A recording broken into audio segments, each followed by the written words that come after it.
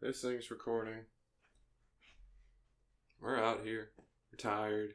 It's internet video making time. Hi friends. Today I just want to talk to you about a very simple attitude I call paying your dues. And it's simply this. When you enter into some new domain of human experience, don't be in a rush to get to sort of the fun stuff, the advanced stuff, the interesting stuff. There's all sorts of unfortunate frames for this sort of experience, but don't be in a rush to move past sort of the introductory efforts that you need to make to get a firm grounding in that domain.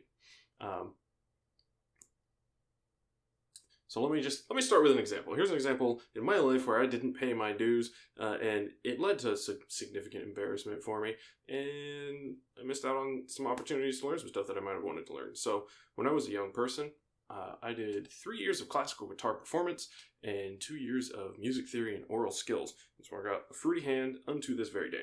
Sometimes I pretend to play a little music.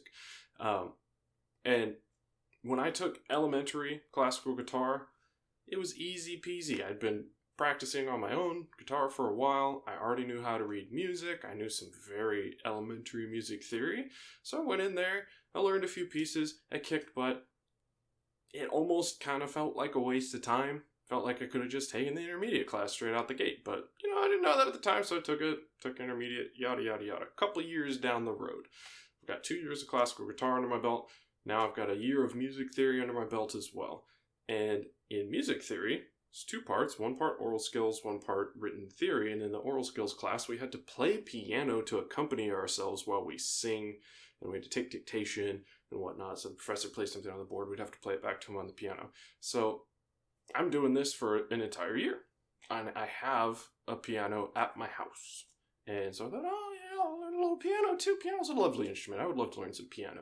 And so I'm practicing, little pieces. Whatnot. I learned how to play the Peanuts theme. I learned how to play a couple little Bach pieces. I thought, why don't I take a piano class? My music theory instructor is the piano instructor. It's not like I'm not familiar with the room where they do that, where I go twice a week at 8 a.m. Bad time for oral skills class, 8 a.m., to sing and get yelled at. And, I'm a really good sight reader for guitar. I can sight sing pretty well. I probably have the chops to just go take the intermediate piano class, right? Wrong. Very wrong. Because there were some significant cultural differences between sort of the expectations of the guitar program and the expectations of the piano program at that school. Just different cultures. And so, whereas in guitar, you take the elementary class and it's very basic under the assumption that somebody coming to take it probably doesn't have a background in music at all. The piano, the elementary class was actually pretty rigorous and pretty thorough because they expected that you would take it once, maybe twice before attempting the intermediate class. So it was really meant to be something that you got a very firm grounding in both the practicalities of piano as an instrument and also sort of the fundamentals of music. And one cultural thing that I didn't anticipate was that there was a much, much, much higher value placed on sight reading. So I show up, I'll just register for this class, whatever. And I show up and sort of my music theory professor's giving me the stink eye a little bit. And he's like, "What are you doing here?" And I was like, "I just figured I'd give it a crack," right? And he's like, "Oh, okay. Well, we're going to start off just by making sure everybody belongs here." And so he called up everybody in alphabetical order, and he would just give them a piece to sight read. So, "Here you go, sight read this piece for me, sight read this piece for me." And I realized, I am thoroughly out of my depth here. I've not only just made some assumptions about how all this works, but now I've stepped on some toes. So when it came my turn, I get called up. Here's, my music theory professor who is already deeply accustomed to yelling at me because of our year of music theory together. And he just drops this, for me, very advanced piano piece. I'm sure trivially easy for somebody who was actually prepared and took the time to understand both the cultural norms and the expectations of the community around the activity they're doing and the actual technical challenges that exist in that domain of human experience. Somebody like that probably would have been able to sight read that piece. I was not able to sight read that piece, so I just had to be like, okay, I'm just gonna go. I'm just gonna leave and just walk out the door, assuming everybody's looking at me Probably not in actuality, but that's how it certainly felt in my head. So that was a big egg on my face. I had to show up the next week for music theory to get, yelled at for singing badly, as was my wont. And yeah, that was a real embarrassing moment where if I had paid my dues, if I had actually checked my ego and said, you know what, I'll go in and take this elementary course, and if it's really too easy, I'll drop it and hop into the intermediate course, right? If I had gone in to find out what are the community norms, what are the challenges of this domain, what are the things that I don't know yet, I could have saved myself a lot of embarrassment there. And, I never ended up taking any piano courses. After that, I was like, okay, I'm done with that. And so I still have this piano. Sorry, it's a very nice Yamaha professional grade electronic piano. I'll play it for nothing. So that was embarrassing and unfortunate, and it closed some doors for me. And I could have avoided it by paying my dues, by just getting stuck into the elementary work. Now, an example of the flip of that, later on in my collegiate career, after several changes of major, I was taking ancient Greek because I was a philosophy major, and I thought it'd be cool as my foreign language to take ancient Greek. Then I could read all of the Greek philosophers in the original. That'd be super fun, right? Super fun. And for the first year of ancient Greek, it was a 3-day-a-week class, Tuesday, Wednesday, Thursday. And it was an hour and a half each day. And we would get our little homework at the end, and we were taking excerpts from Herodotus and translating them, which is a very fun exercise. And I was spending 3 or 4 hours a night on that homework, whereas my peers were spending about an hour a night, because I wanted to understand every little bit of ancient Greek. And it wasn't, at the level that we were approaching it at the beginning. These were very carefully selected excerpts from Herodotus that had none of the grammatical complexities of ancient Greek really going on. Just very basic cases and very basic conjugations. Very approachable. But once in a while there'd be something that was a little bit screwy in there. I'd go, why is this? And I'd sit there with my mid-sized dictionary of ancient and classical Greek, just like, it's actually a very big book.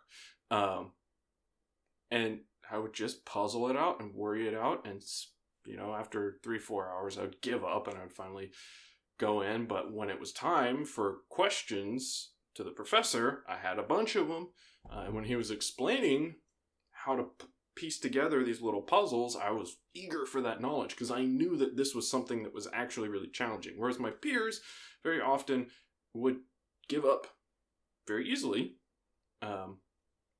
And, they'd spend 45 minutes or an hour on this homework that took me 3 or 4 hours, and they would kind of chuckle at when I would report how long I spent on stuff.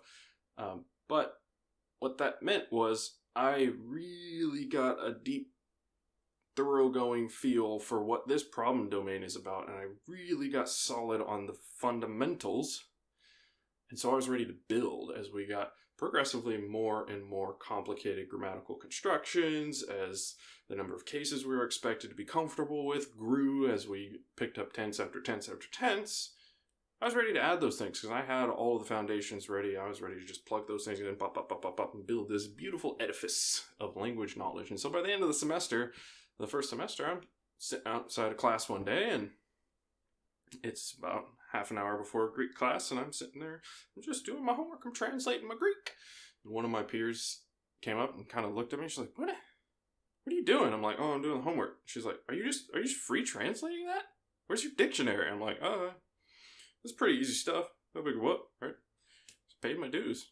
Did the drudgery up front, right? Didn't skip any of those sentences. Didn't try to slide one past the professor. Just sat down and banged it out and really forced myself to get stuck into the elementary stuff. And in paying my dues, in the long run, I was saved a ton of effort and, of course, the embarrassment of this sort of piano situation I'd had earlier where I realized there's a lot of stuff that I didn't know. And it just really pays off. And I think that if we bring that sort of attitude to mind to any new domain, that I'm just going to pay my dues. I'm just going to do the basics. I'm just going to work through every problem that's presented to me. I'm just going to keep my head down, follow instructions, and really get a firm footing in this domain. We just save ourselves a lot of misery. Now, a brief aside. Why isn't that the norm? Why isn't that the expectation? Here's my crackpot theory. When we're young people, we do a lot of activities and we're presented with a lot of challenges, especially in school, that are either trivial, they're just not hard, or we are compared only to our peers, who are other young people. And young people don't know anything about anything. No offense to any young people watching, you don't know anything about anything. Which is why all old people are so crabby. Because you don't know anything and you have all of the energy. It's but we develop a set of norms based upon that experience. That juvenile experience of only really working on trivial stuff or only being compared to other people who don't know anything. And so it's very easy if you're the sort of person who gets stuck into things, who gets enthusiastic about things and puts a little more time in than your peers, you can get a little bit ahead of the curve. And then while everybody's working through the easy stuff, you can get... Right. We're making vidya. Yeah? Yeah, let's do it. So yeah, that can become your expectation. And then your approach is, all right, let's get to the good stuff. And then at some point, you become an adult. And you're no longer the big fish in the small pond. And your standard of comparison goes from your peers to all of the humans who've ever lived. And you have to start taking on some real challenging problem domains.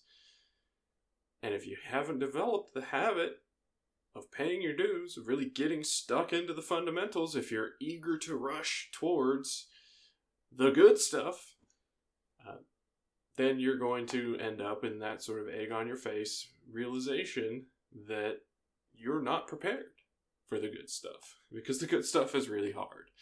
And that can close a lot of doors, especially for, I think there's an entire generation of people my age who were the gifted kids in school who are terrified to try to do new stuff because of the experience of not being immediately good at things, not being something that they're emotionally prepared for, or they have the habits of mind to overcome.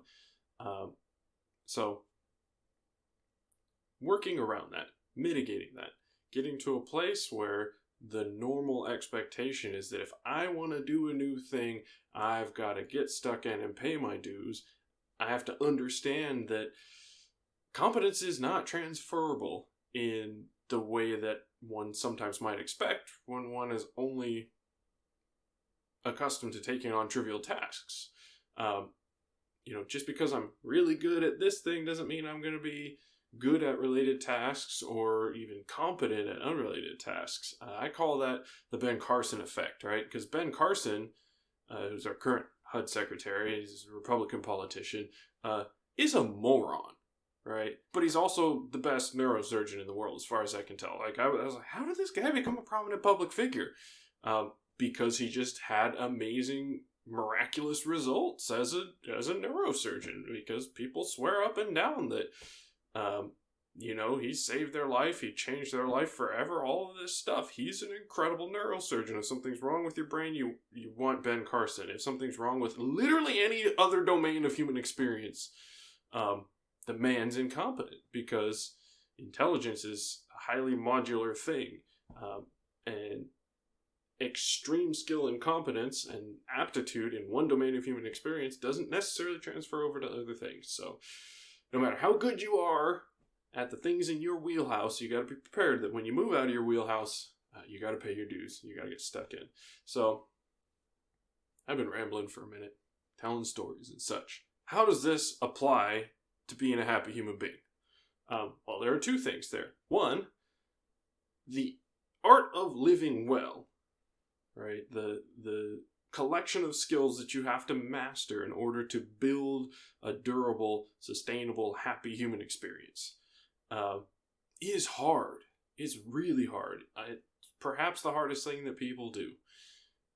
And so you have to be prepared for the fact that sometimes you're going to do the practices that are recommended to you by whoever, by me, by anybody else, by books, by, trolling through the entire history of human beings, getting after this sort of thing.